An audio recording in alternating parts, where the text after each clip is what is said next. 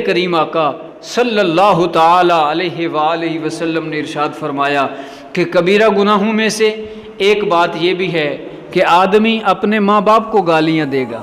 ایک اور روایت کے الفاظ ہیں، حضور فرما رہے تھے کہ ایک وقت آئے گا، ایک زمانہ آئے گا کہ اولاد اپنے ماں باپ کو گالیاں دے گی۔ صحابہ نے عرض کی یا رسول اللہ ایسا بھی ہوگا کہ اولاد اپنے ماں باپ کو گالیاں دے گی؟ میرے حضور نے فرمایا ہاں، گالیاں دیں گے، اولاد اپنے ماں باپ کو گالیاں دیں گے۔ صحابہ نے پوچھا وہ کیسے؟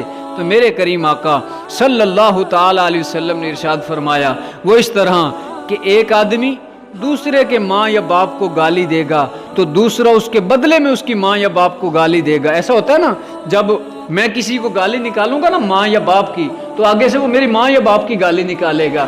تو اب ذرا یہ بتاؤ، میں اگر اسے گالی نہ دیتا تو وہ مجھے گالی دیتا؟ نہیں، میں نے اپنے ماں باپ کو اگر گالی دلوائی ہے تو اس کا سبب میں بنا، اس کی ماں باپ کو گالی نہ دیتا تو میرے ماں باپ کو گالی نہ دی جاتی۔ میرے حضور نے فرمایا کہ کبیرہ گناہوں میں سے ایک بات یہ بھی ہے کہ آدمی اپنے ماں باپ کو گالیاں دے گے۔ صحابہ نے عرض کی یا رسول اللہ صلی اللہ علیہ وسلم ایسے بھی لوگ ہوں گے، ایسی بھی اولاد ہوگی کہ جو اپنے ماں باپ کو گالیاں دے گی؟ میرے حضور نے فرمایا ہاں ہوگی۔ وہ یہ کہ وہ کسی اور کے ماں باپ کو گالیاں دیں گے تو بدلے میں وہ ان کے ماں باپ کو گالیاں دیں گے، تو اولاد ہی اپنے ماں باپ کی گالی کا سبب بنے گی۔ صاحبو، یہ ایسی چیزیں ہمارے معاشرے میں بہت ساری پائی جاتی ہیں۔ اکثر لوگوں کا تو تکیہ کلام ہی گالی بن گیا ہوتا ہے، بات بات پہ گالی دیتے ہیں، اوے فلانا ایسا فلانا ایسا فلانا ایسا، بات بات پہ گالی دینا ہمارا تکیہ کلام بن گیا ہے۔ صاحبو، کیا ملتا ہے گالی سے؟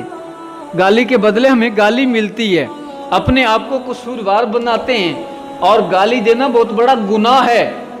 کریم آقا صلی اللہ تعالی علیہ وسلم سے کثیر روایات ایسی ملتی ہیں کہ جس میں حضور نے گالی دینے سے منع فرمایا ہے، اور معاشرے میں بھی ایک یہ کبھی فعل ہے کسی کو گالی دینا، گھٹیا حرکت ہے۔